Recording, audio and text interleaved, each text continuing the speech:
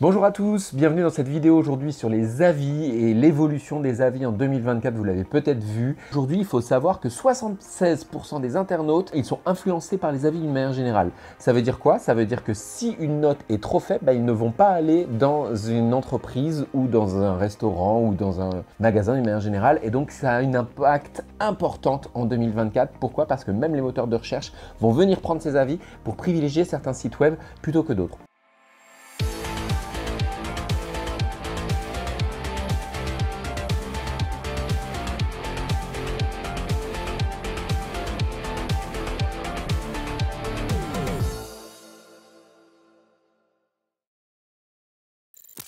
Alors oui, les avis sont en train de disparaître, mais c'est plus ou moins vrai. Ils ne sont pas vraiment en train de disparaître, ils sont plutôt en train d'évoluer. Pourquoi? Parce que tout simplement, le DMA est entré en vigueur début mars et donc Google n'a plus le droit d'avoir cette mainmise, cette option qu'il avait sur les avis. D'ailleurs, l'année dernière, il a quand même supprimé, il faut le savoir, plus de 178 millions d'avis sur le web, tout simplement parce qu'il y avait énormément d'avis qui n'étaient pas bons.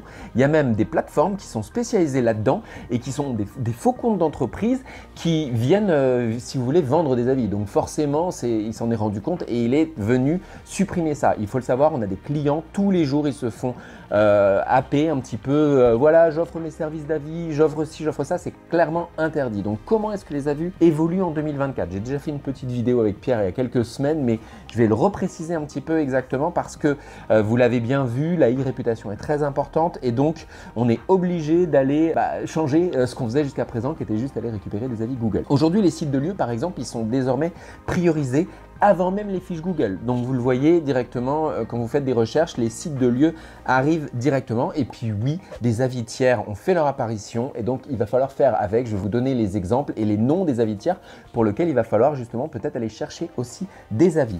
Les plateformes aussi sont mises en avant. À défaut de ne pas l'être avant, maintenant elles sont mises en avant d'ailleurs en priorité par rapport à Google. Donc c'est très délicat puisque on va avoir des annuaires, on va avoir généralistes, on va avoir des annuaires spécialisés mais également des annuaires rares qui font leur apparition. Et là dans quelques secondes, je vous donne tous les annuaires qui peuvent vous incomber puisque forcément ça aura un impact sur votre visibilité au niveau du référencement naturel.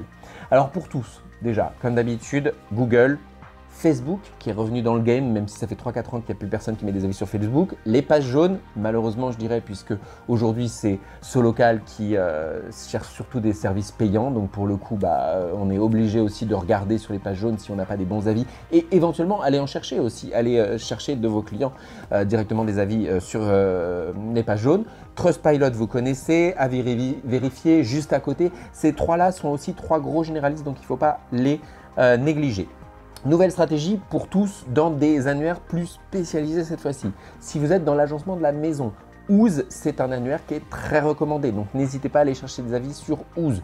Agencement de la maison, mais également bâtiment, voilà, d'une manière générale pour tout ce qui est travaux. Également dans le bâtiment, on pourra citer Eldo, très important puisque aujourd'hui c'est un annuaire assez reconnu. Travaux.com, surprenant, mais aussi vous pouvez aller chercher des avis et les faire mettre justement sur travaux.com pour qu'ils apparaissent sur votre fiche Google. Dans la restauration, TripAdvisor, Uber Eats, Restaurant Gourou, La Fourchette, tous ces éléments-là sont des annuaires qui peuvent venir apparaître directement sur votre fiche Google, donc il faut peut-être les mettre en avant. Enfin, pour les produits e-commerce, vous avez Trusted Shop, vous en avez également d'autres qui vont apparaître au fur et à mesure, mais pour l'instant, c'est la liste que j'ai faite. Donc, je vous invite, en fonction de votre catégorie d'annuaires spécialisés, à aller choisir exactement laquelle vous voulez faire apparaître, forcément, enfin, laquelle vous voulez. En gros, plus vous allez faire apparaître des avis un minimum travaillés et vérifiés, et plus vous avez de chances que Google, sur les fiches Google, les reporte. Donc, il faut forcément montrer patte blanche à ce niveau-là. Dernier update pour terminer cette vidéo, sachez-le, les posts des réseaux sociaux sont désormais visibles aussi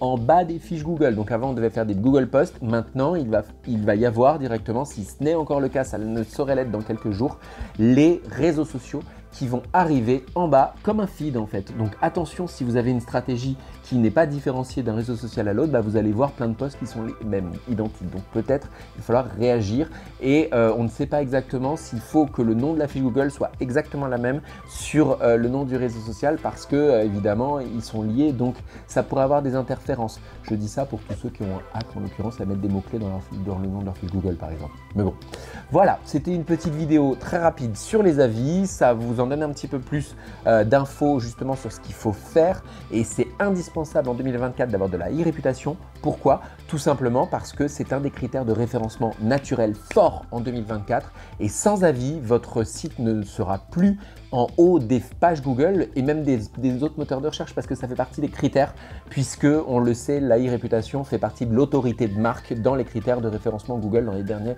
ajustements de l'algorithme. Je vous rappelle, je suis Cyril Thiard, je suis coach et formateur en marketing digital et je vous dis comme d'habitude à très vite pour de nouvelles aventures. Salut, bye!